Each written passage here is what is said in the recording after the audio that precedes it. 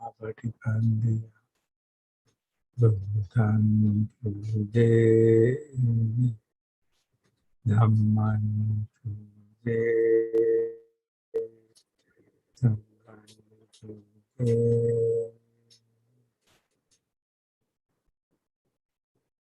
I worship the Buddha, the Dhamma and the Sangha, practicing in accordance with the Dhamma.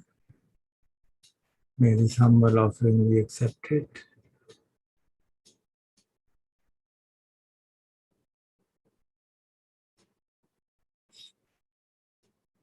हम लोग चर्चा कर रहे थे समाधि खंड के बारे में, इस प्रकार समाधि के डिफरेंट एस्पेक्ट्स हैं उनकी चर्चा कर रहे हैं। तो अभी तक हमने देखा कि जो मेन स्ट्रीम डेफिनेशन है समाधि की, हमने देखा था कि भाई समाधि इंद्रिय कहाँ देखी जाती है, इन 4 जहानास, और फिर हमने उसको समझने का प्रयास किया। डिटेल में समझा समाधि के लिए किस प्रकार से इंद्रिय संपर्क की आवश्यकता है। बेसिकली तो 5 न्यूरॉनों को हटाने की आवश्यकता है, और उसके लिए क्रमवार हमने देखा इंद्रिय संपर्क की आवश्यकता है, सती संपजन्य की आवश्यकता है, क्योंकि तभी इंद्रिय संपर्क होगा, और हमको संतोष की आवश्यकता है, शीलों को पुष्ट रखने की आवश्यकता है, हमारे कर्म जो है दूषित ना हो। तो ये सब आधार है समाधि का। तो एक तरह से जो हम कई बार चर्चा कर चुके हैं, सम्मा समाधि जो है अष्टांगिक मार्ग में सम्मा का अर्थ है कि बाकी फैक्टर्स भी प्रेजेंट हैं इन सम इंटेंसिटी।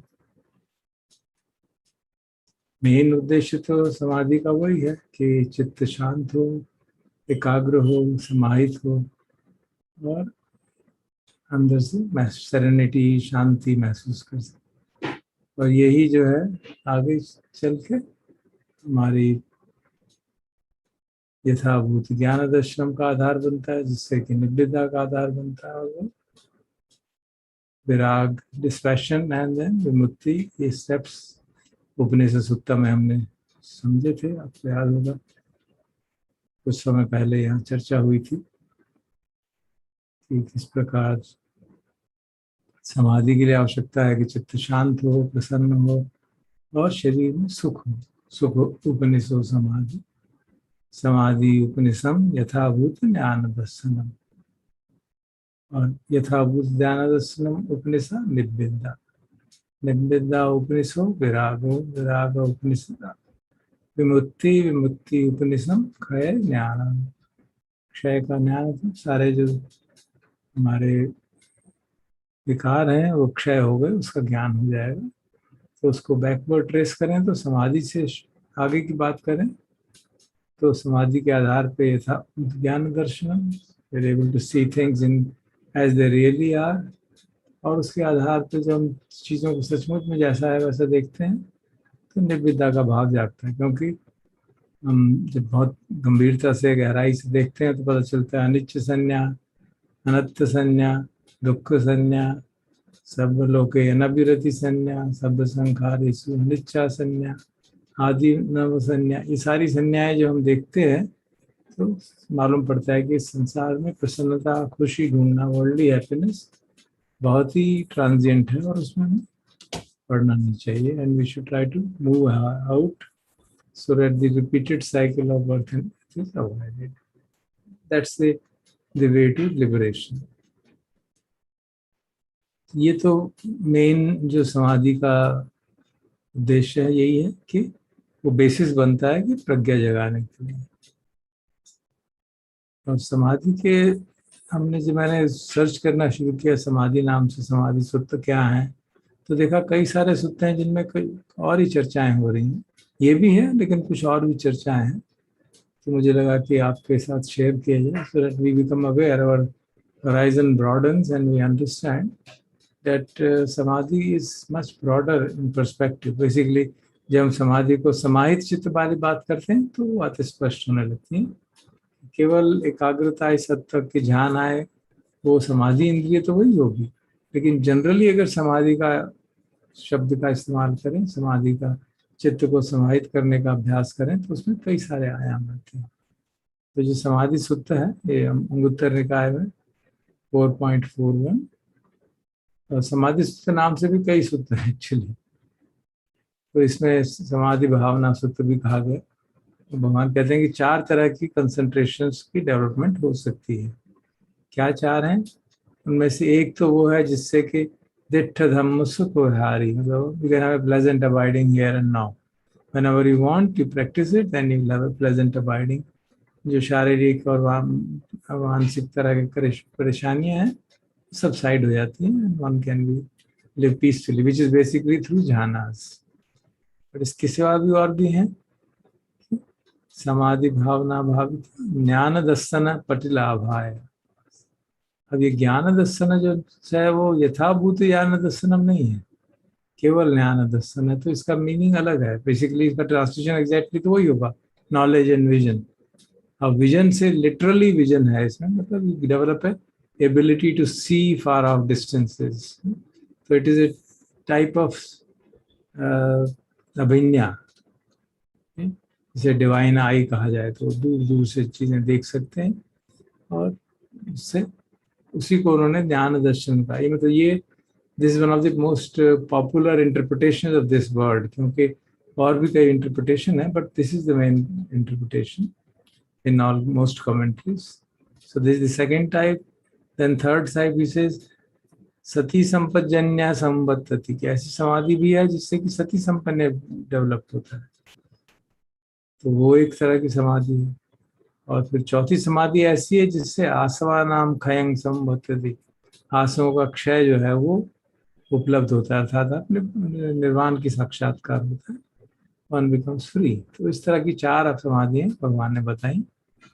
पहली तो वही हुई प्लेजेंट अबाइडिंग वाली, तो यही है कि आप पहला ध्यान, दूसरा ध्यान, तीसरा ध्यान, चौथा ध्यान, जैसे ज्ञान की सटलिटी बढ़ती जाती है, you get deeper and deeper levels of pleasant abiding, धम्म दिट्ठ धम्म सुख विहारी जिसे कहा जाता है।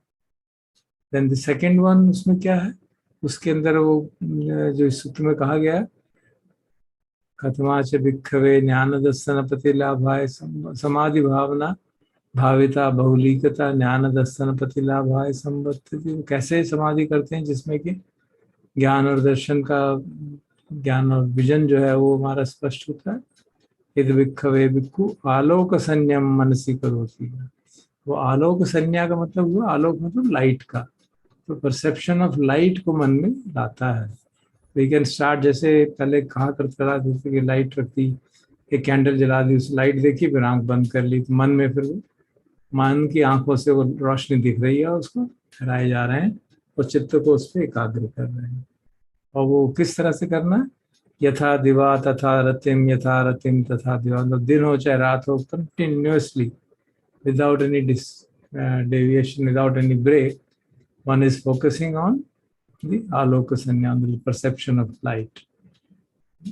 और फिर उसको और एक्सप्लेन करते हैं, इति विवत्तेन चेतसना अपरियोधन्नेन सप्पाव भसम चित्तम भावेति। तो मतलब ऐसा करते हैं कि उसको हर समय लाइट ही लाइट दिखती है, चाहे दिन हो चाहे रात हो, कोई फर्क नहीं पड़ता। इस constantly, his mind is constantly suffused with the perception of light and focused on that. जब इस तरह की वो करता है तो देन ही सेज अयम भिक्खवे समाधि भावना भाविता बहुलीकता ज्ञान दर्शन प्रतिलाभाय, उससे ज्ञान दर्शन की उपलब्धि होती है। और उससे पहले जो कहा था संपवासम चित्तम भावे, चित्त जो है ब्राइट हो जाता है, डेवलप से ब्राइट चित्त, and it leads to attainment of knowledge and vision. जैसे मैंने कहा नॉलेज एंड विजन से अधिकतर जो, क्योंकि ये शब्द इस तरह से बहुत कम जगह यूज होता है, तो उसको यही कहते हैं कि समझते हैं कि ये जो साधना है ये लाइट कसीना वाली साधना है, कि अब लाइट को एक कम्बठान बना के उस पर फोकस कर रहे हैं continuously, day and night, night and day, और धीरे धीरे धीरे धीरे बाकी सारे जो विवरण है वो ड्रॉप होने लगते हैं, और उसकी मन की स्ट्रेंथ बढ़ती रहती है, intensity of light keeps on increasing, और कुछ भी वो इतनी फिर उसको फैला सकते हैं सारे ब्रह्मांड में कि जो चाहे जहाँ चाहे वो नजर डाले वो उसको देख सकता है, जिस पे वो फोकस करना चाहे, जहाँ मन को जहाँ ले जाए, जहाँ attention they, he knows everything and there's nothing which is covered.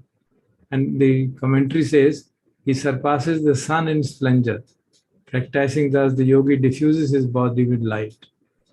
So it is identical with the finally development of the divine eye, which means the avinya of clairaudience, being a clairvoyance, मतलब clairaudience कि आप दूर दूर की चीजें भी देख पा रहे हैं. ये कहते हैं कि दूसरी तरह की समाधि बताई गई. I mean, you can say it is a samadhi on which there is a special kind of a kammatthana, maybe light का kammatthana. तो अब दूसरी जो तीसरी और चौथी है वो इंटरेस्टिंग अलग ही तरह की बात हो रही है यहाँ पे. तो वो कह रहे हैं कि व्हाट इज दिस समाधि कसमाच समाधि भावना भाविता बहुलिकता सती संपजन्य संबद्धति. तो कौन सी वो कैसी समाधि है जिससे कि सती संपजन्य हमारा बढ़ता है और स्थापित होता है जिसमें.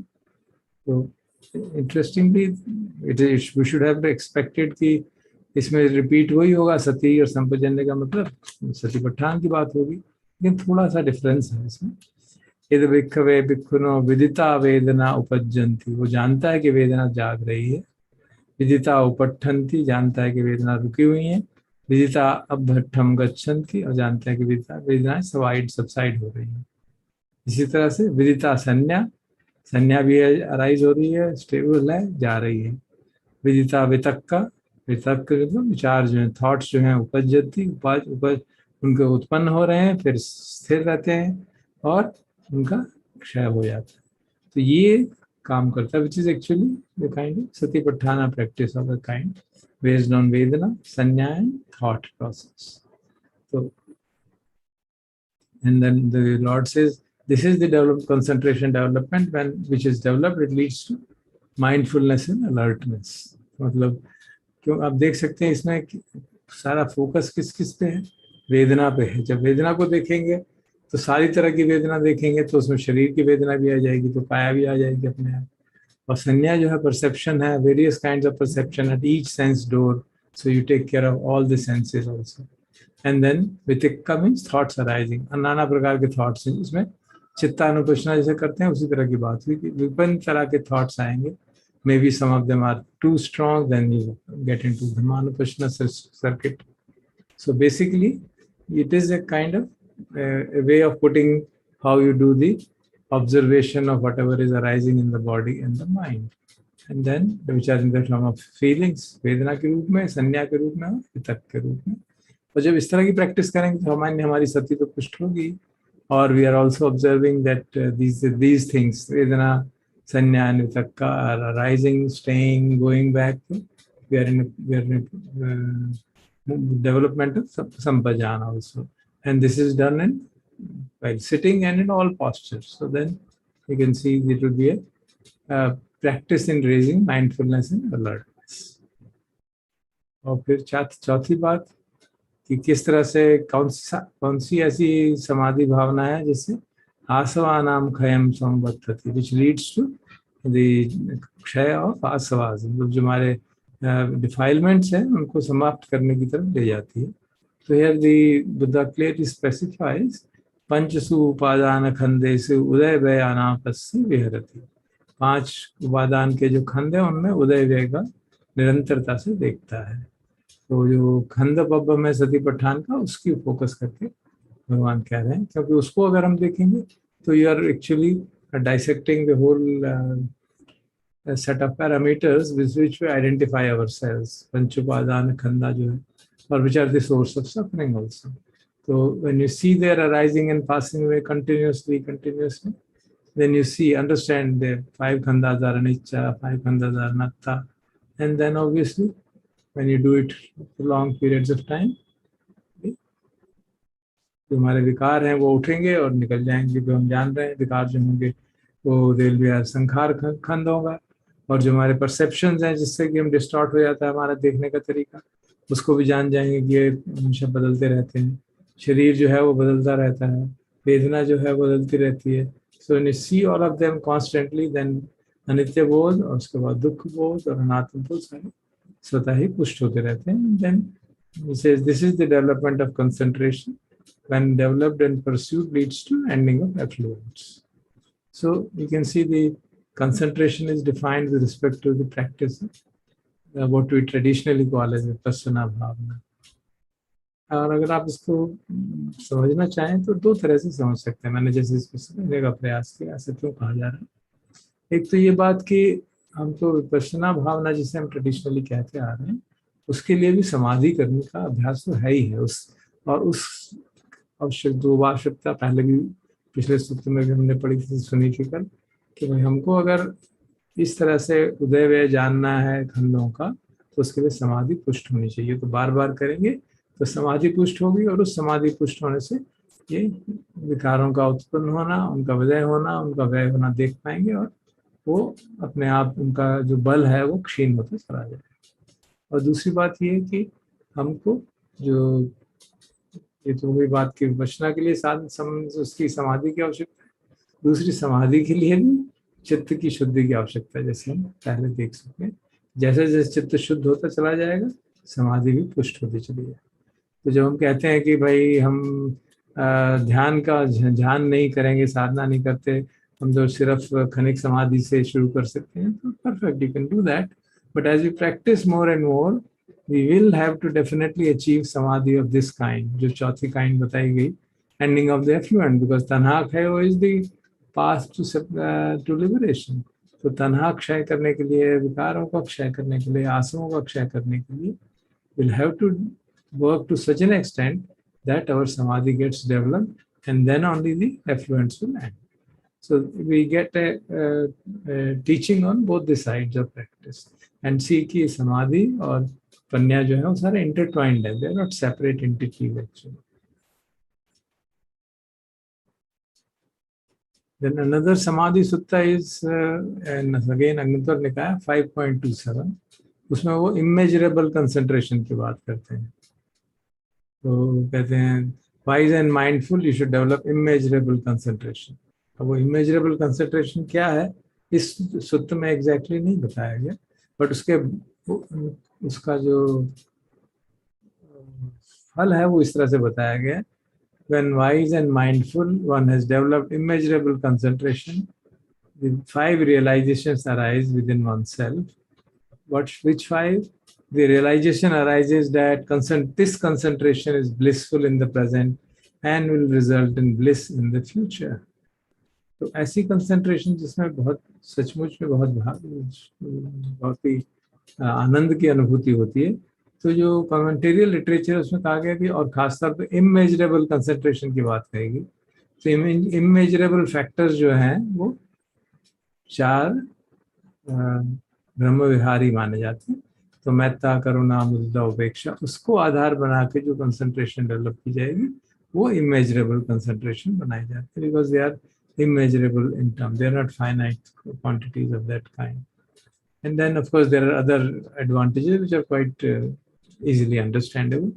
It is a noble concentration, it's not attached related to the worldly stuff, and it is not obtained by people who are not having strong shilas, and this is gives you serenity, and it is obtained by natural process of the meditation, not by force. You can't obtain it, and it arises within the realization will arise that the concentration one I have developed is mindfully, and whenever I want I can enter into it, whenever I want I can come out of it.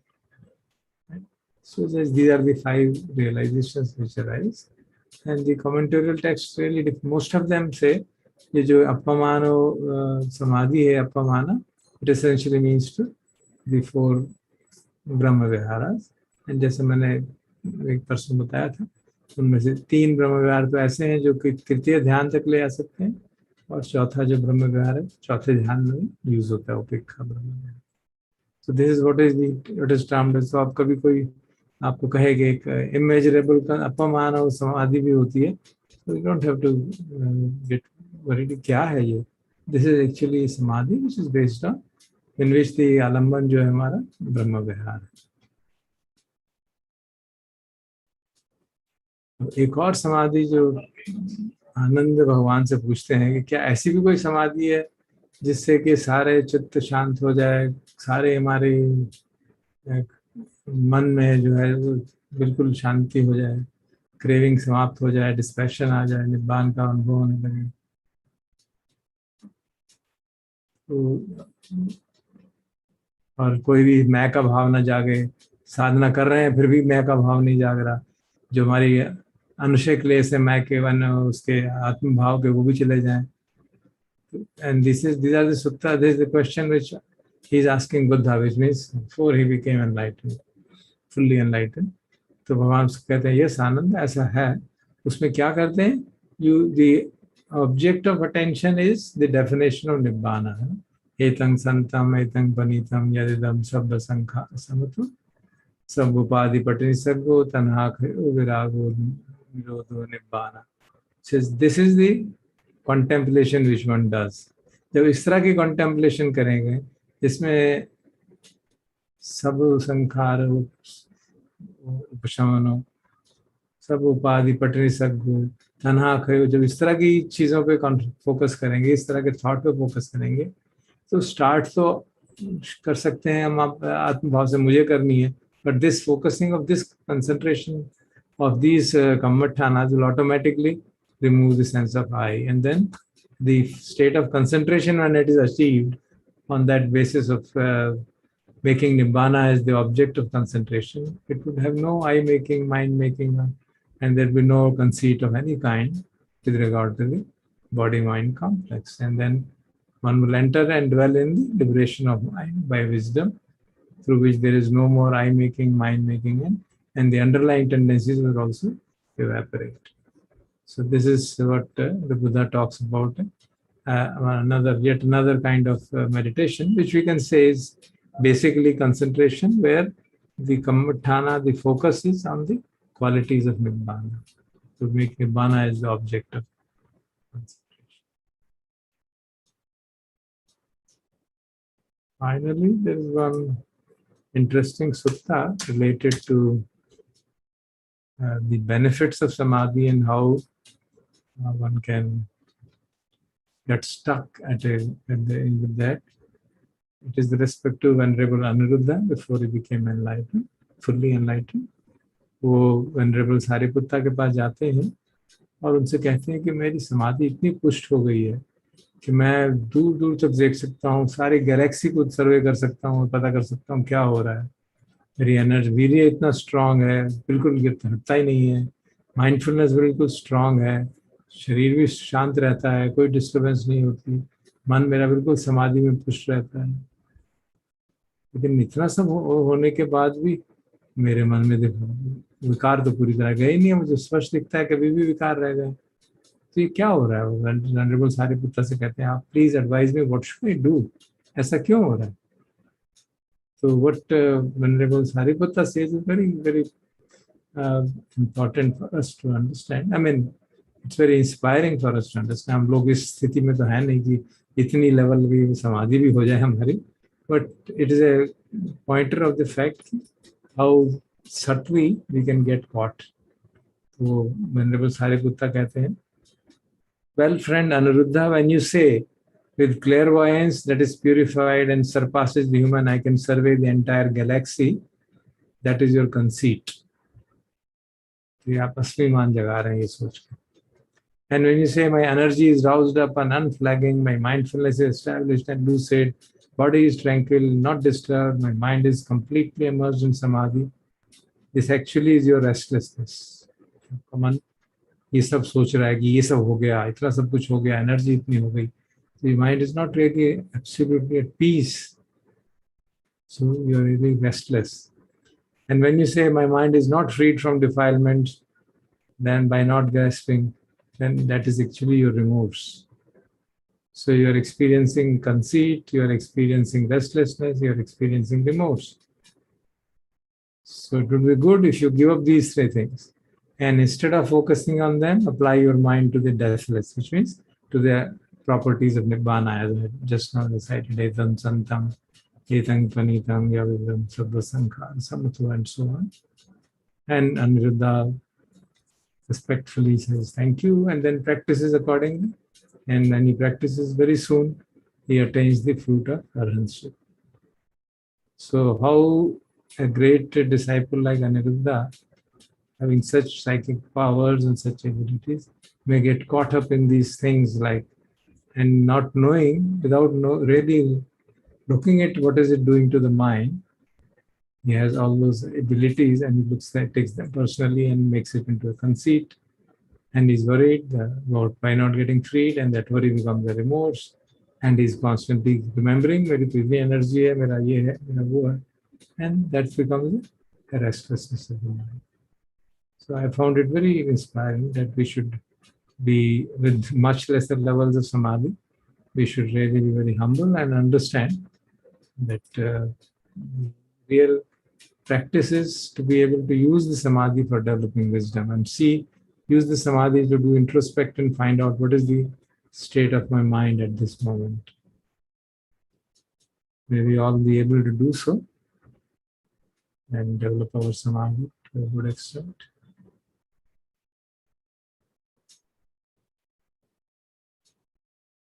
Thank you.